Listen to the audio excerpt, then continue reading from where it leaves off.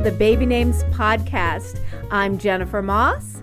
And I'm Mallory Moss Katz. And we're the founders of babynames.com. And we're sisters. Yep, we are. So Jennifer, how was your week? It was terrible. What? On Thursday, I woke up writhing in pain. My tooth was killing me. I mean, like worse than baby labor. And I had a 30-hour labor. So I went to the dentist. I had an emergency root canal, but now I'm fine. And I was worried about not being able to do the podcast, but I can talk. Yay. So in our first segment, we like to talk about names that we've come across in the past couple weeks. There are two names that got my attention. And the first one is Ever, E-V-E-R. I noticed it first online in one of my podcast groups. A man named Ever Gonzalez. He's the founder of the Outlier Podcast Festival and host of the Outlier On Air podcast. And there's also an actress, female, named Ever Carradine, part of the famous actor Carradine family, son of Robert. And I think Ever is a cool word name, easy to spell, easy to pronounce. And it evokes immortality or like happily ever after. The second name is, I met an 8-year-old boy this past week named Spirit. And that was a first. This is another cool name that works for either gender. You might think it's a little new agey, but you can also think of it as like strong spirit, as in character. Those are my two word names of the week. Oh, I like them. Yeah. Well, I have two very interesting names. One comes from my insurance agent. Ah. Her name is Jeseray. It's spelled Jeseray. Ah, I like that. Yeah, as you can hear, it kind of looks like Jersey, but it rhymes with Desiree. I think it's really pretty, and I'd never heard it before. Had you? No, it's probably a combination name of like Jesse and Desiree. That's kind of cool. Yeah, I like it. As far as boy names, one of my friends from middle school, Nancy, named her son Leonardo and calls him Leo for short. Leo is sort of stuck, and I have always loved that name. In fact, when I was a little kid, I started signing my school papers Leo Moss. I remember that. Because why? I was the astrological sign Leo.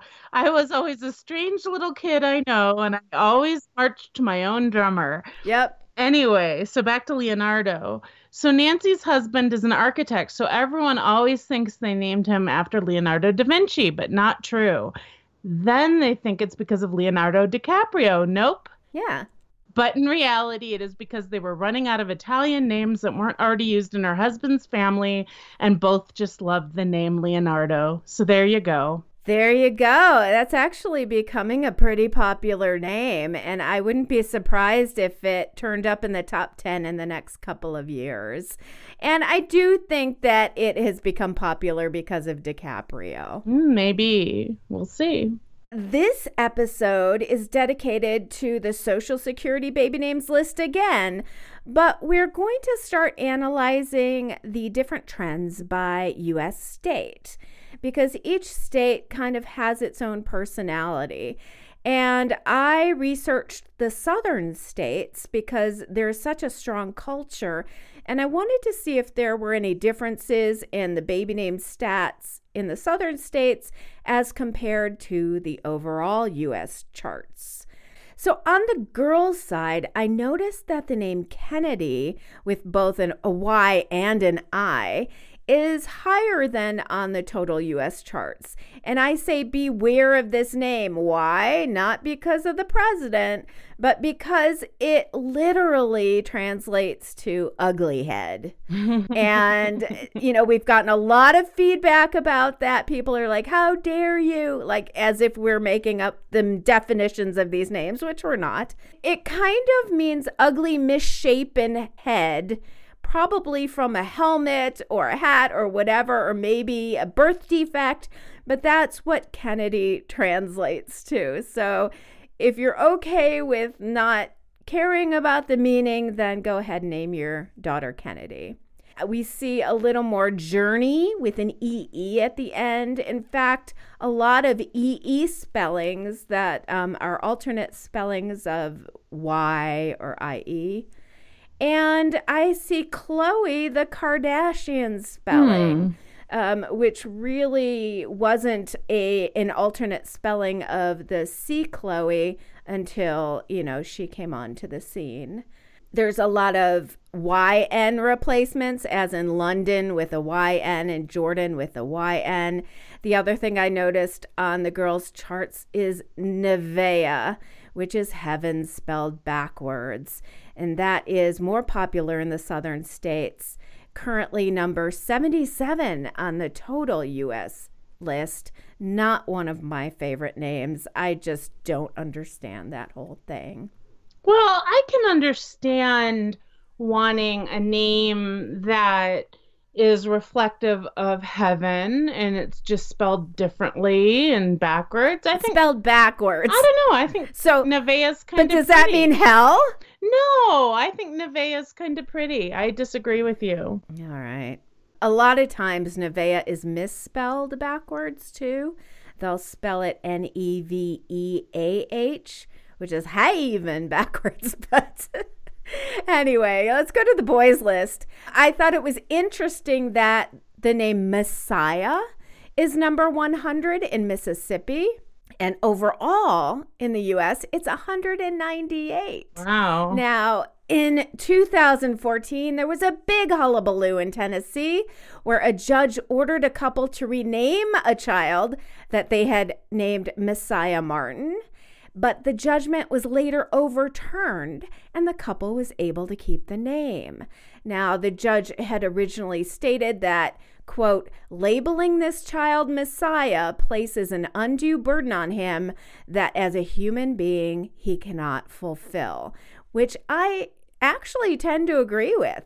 And that's how I feel about all expectation names. How do you feel, Mel? Well, I am a little more flexible with expectation names, like heaven and Nevaeh, like we just spoke about. Justice. Well, I'm not such a fan of justice, and that's just because I'm not a big fan of noun names. Okay. But what about Messiah? Don't you think that's putting an undue expectation on this child? I do agree. I don't like the names with titles. So I don't like Queen, Prince. Okay. Certainly not Messiah. Because that does have, kind of an undue burden. I do agree with that. Right. But I am more flexible than you are with expectations. I think the, what are they called? Not the sins, but the virtues. No, the virtues. The virtues. I think it's okay. The sins. Let's name our children after the 7 deadly sins. Not the sins, but the virtues. I think virtue names are okay in some situations. They can be kind of pretty. Now, on the boys' side, there's a lot more biblical names in the southern states and that pepper the boys' charts. And they're higher up in ranking, like Josiah and Ezekiel, Elijah, Jacob, Malachi, James, and Judah, and even Christian. And probably due to a higher population of those who are Christian by faith, and also a higher concentration of Hispanics who tend to use very Christian names, including Jesus, Emmanuel, Diego, and Mateo, which we've been seeing that's becoming more popular and is actually number 4 for Texas. I've also seen very masculine-driven names like Maverick, Axel, Remington, Hunter, Riker, Ryder, and King, a title name, which is number 97 in Alabama. And that whole macho name thing is becoming a nationwide trend as well. And then finally, the name Waylon, a popular Southern name, is making its way into the top Southern 100 and is even 162 in U.S. boys overall. Interesting.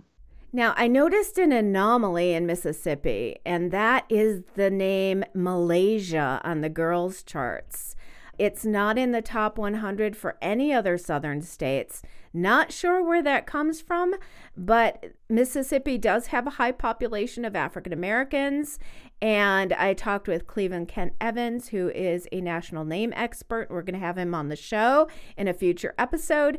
And he said that Malaysia is a popular name in the African American culture. It would be really great if the Social Security list would publish by ethnicity, because that would be fascinating, but I'm not sure that they gather that information. Yeah, I'm not sure either. Well, I'm going to look at coastal trends versus the Midwest. What we see mostly is that the West Coast, specifically California, tends to be somewhat more unusual and possibly predictive of the coming years when it comes to, in comparison with the Middle West and other parts of the interior United States. In 2017, we certainly see many of the same names in the top. Noah and Emma are number 1. Number 2, however, are Sebastian and Mia. You see these names pretty high in the ranks across the country, but not as number 2 yet. Other interesting names in California are number 8, when we were talking about Mateo. Yeah. Because the high percentage of the Hispanic population, just like you were talking about. And number 10, which is Julian. Oh, I like that. Yeah, me too.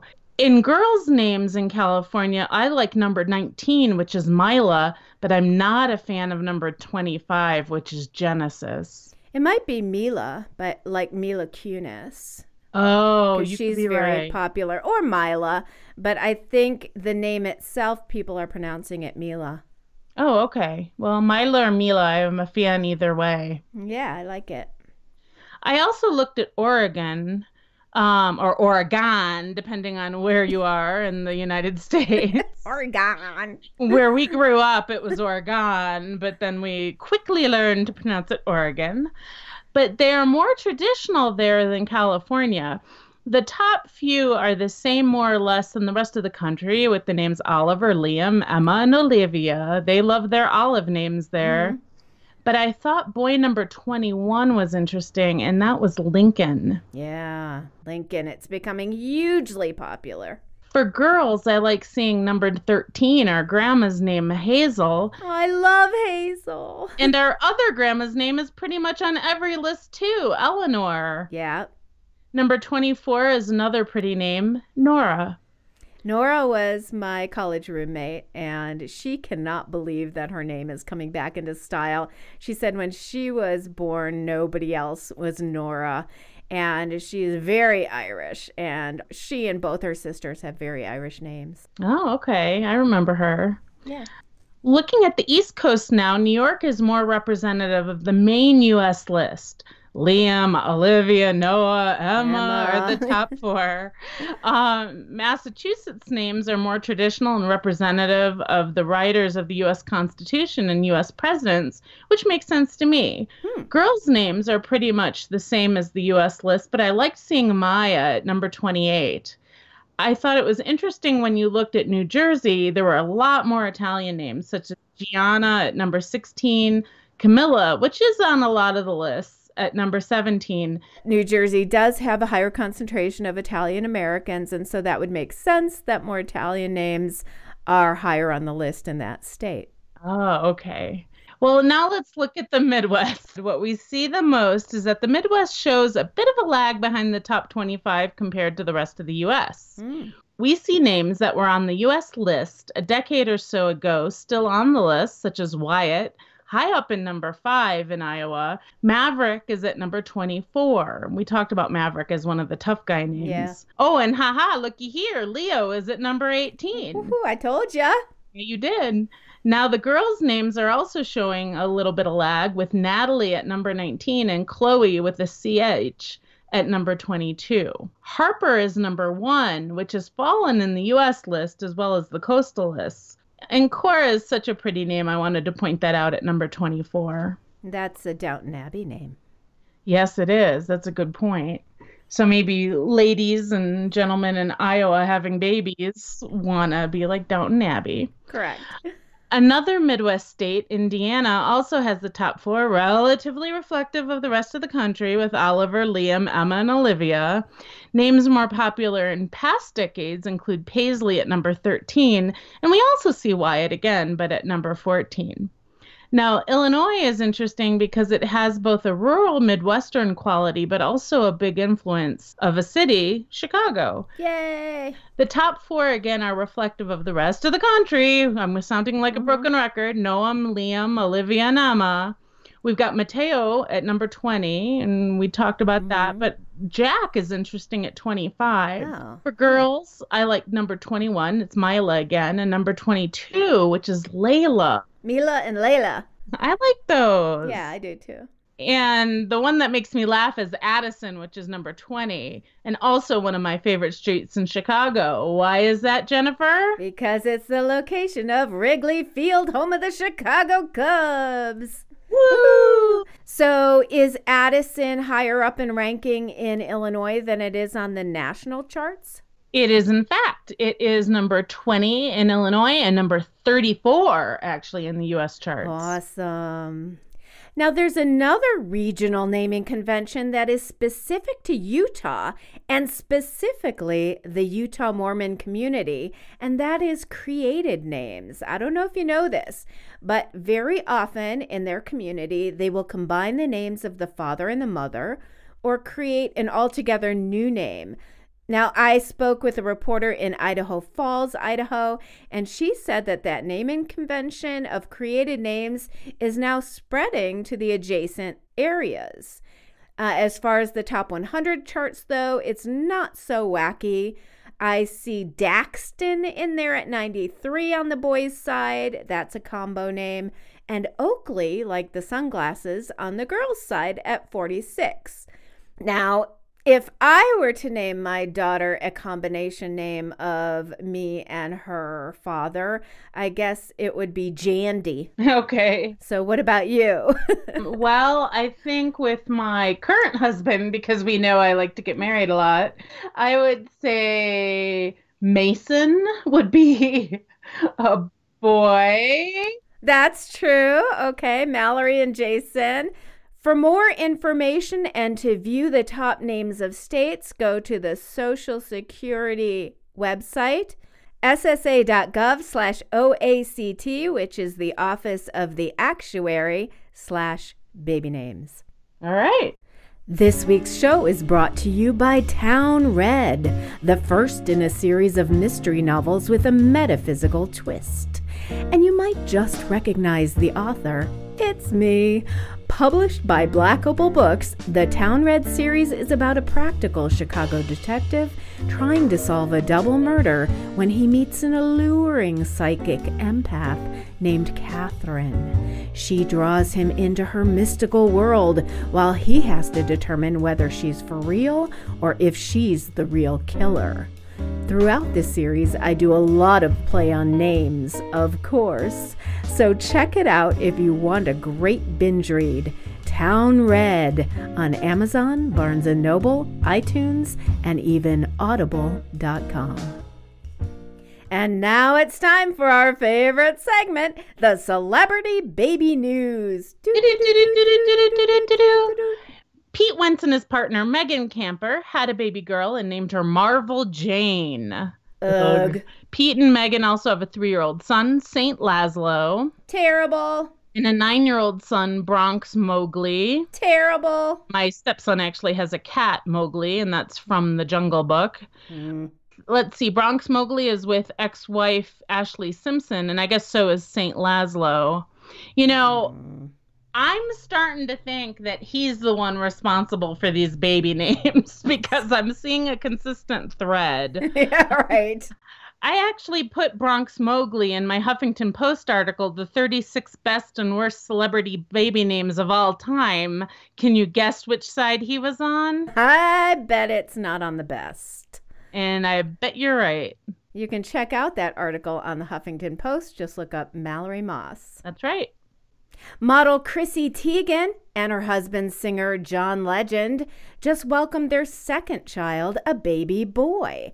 They named him Miles Theodore Stevens. Legend's real name is John Rogers Stevens. The little guy joins big sister Luna, there's that name again. Yay! Who is 2 years old. Can we just stop with the Luna trend already? I'm sorry if you have a daughter named Luna. I'm just trying to figure out where this comes from. Now, there's an actress named Luna Blaze from the TV show Fresh Off the Boat, but not sure if that's her real name because she's a little older than the trend. Penelope Cruz and Javier Bardem chose the name for their baby girl in 2013, but I'm guessing it comes from Luna Lovegood from the Harry Potter series. But just stop already. Anyway, Miles is okay, although to me it sounds a little geeky. Sorry, I like me a little Luna, and I like Miles too. Okay. Alec Baldwin and his wife Hilaria welcomed their fourth child together, a baby boy named Romeo Alejandro David Baldwin. Let's see, what do I think of Romeo? Mal's opinion of Romeo here, our script says. I gotta think. I like Shakespearean names, I do. The most Shakespearean names are certainly Romeo and Juliet. I think the most common anyway. When it comes to the name Romeo, my problem is the phrase, oh, he's a little Romeo, makes it sound like the little boy is just out to get little girls to kiss him or something. And I've never really liked that. Correct, because now it's used as more than just a name. It's used to indicate somebody who is always, on the make, flirting. Really. Yeah. So I guess I'm not a fan. Okay. Romeo joins little siblings Leonardo, 20 months old. There you go, Leo. Raphael, 2, and Carmen, 4. And Alec's daughter, Ireland, 22, from his previous marriage to Kim Basinger. Well, at least they're being consistent with Latin names. Probably a nod to her Spanish ancestry. So this is funny. Francesca Eastwood, daughter of Clint Eastwood and Frances Fisher, is expecting her first child with actor-trainer Alexander Wraith. Well, that's not the funny part, but I have a funny story about Francesca and her dad. For a short while, my daughter went to Waldorf school for second grade in Santa Monica, California. Francesca was one of her classmates. And one Saturday, they had a parents' day, and all the parents were there to visit the school and the classrooms, and there was a little picnic on the grounds. So I was standing in the hot dog line. That was back when I ate meat. And right behind me in the hot dog line is Clint Eastwood. I mean, talk about plotzing. I nearly had a heart attack. Miranda, on the other hand, was oblivious to everyone who was there. And basically the campus was like every A-list Hollywood actor and me. But anyway, I transferred her to the local public school, and that turned out to be better for her. But we still laugh about her crazy Waldorf days. And she turned out to be just a great kid. She did. Yay for the public school system. Yay, public schools. So now it's time for our baby names Q&A, where we answer questions from you, our listeners. Well, here we go. Hi, Jennifer and Mallory. My husband and I just found out we are expecting our first baby. If it's a boy, I love the idea of naming him Frederick Lawrence after our dads. The problem is, I think Frederick is too big of a name for a little boy, and I can't think of a nickname. My dad already goes by Rick, and my cousin, it's a family name, goes by Fritz. Fred and Freddie is an option, but I don't love one-syllable first names with one-syllable last names. And I know my little boy wouldn't stay Freddie forever. What about Derek? Drop the fr, or F-R-E. Is that a stretch? What are the other options? Thanks for your input, Corey Mudge. M-U-D-G-E. Yeah. Fred Mudge sounds a little clunky to me. It's a duplex name musically, 1, 2. Whatever nickname you choose, remember that Frederick will ultimately have the choice of what he wants to be called. Too bad Fritz is taken. That's one of our family names for a Fred, actually. But can't you still use it? Although Fritz Mudge sounds like a beauty product, like a mud mask. I don't know. I just can't think of anything else except red. but even Red Mudge doesn't sound right. But I guess Derek is an option. But then why don't you just name him Derek to honor Frederick? I think it's more of a current name.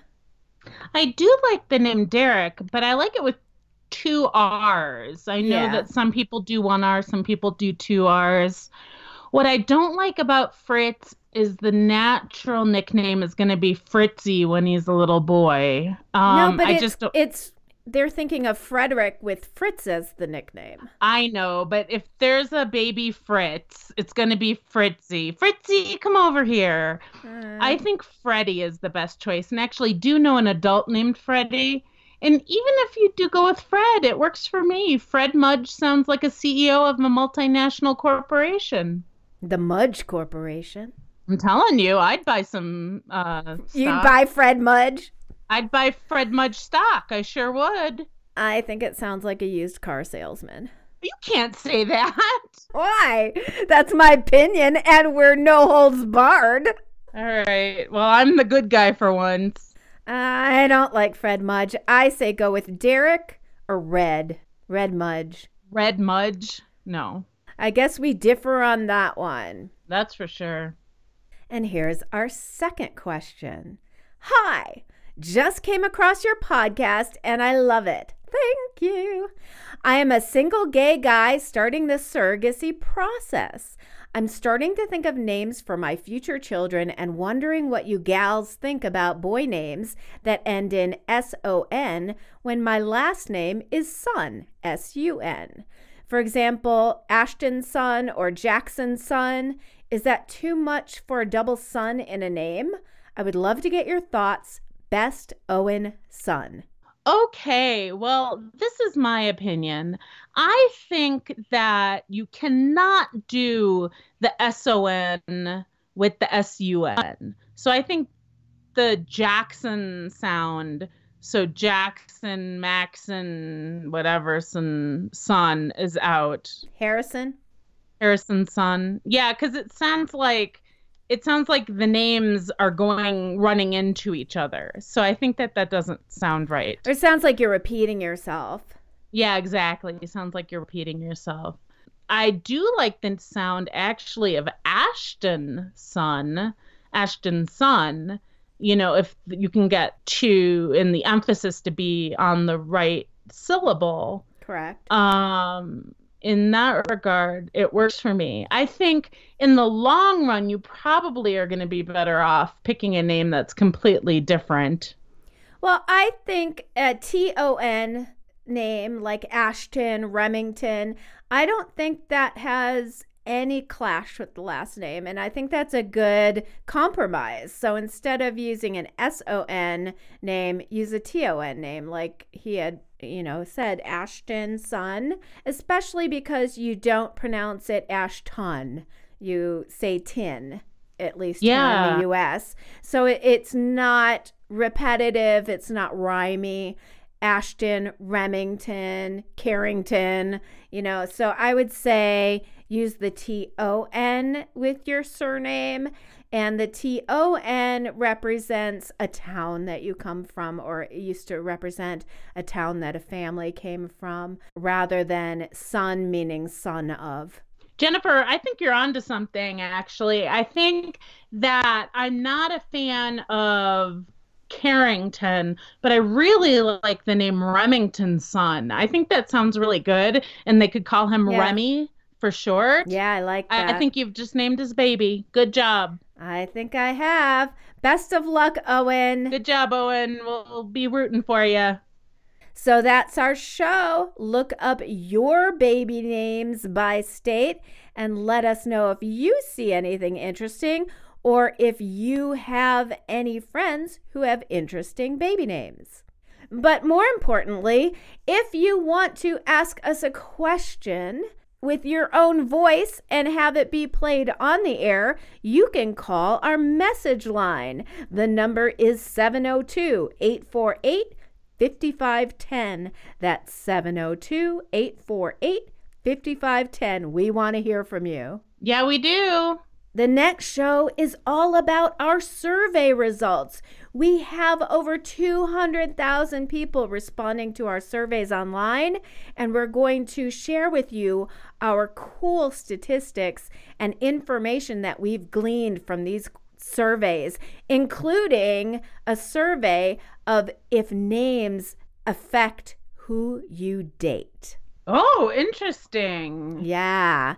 So, Mal, that's it for this episode. Any interesting plans this week? I'm working this week, but next week I'm going to go see my daughter, a Fulbright scholar, graduate from college, and I am so excited. Congratulations. Yay. That's awesome. Go, Ronnie. So congratulations, Ronnie. I wish you all the best in Austria next year. That's right. Very cool. I think I'm going to have to go visit her. I am visiting her, so there.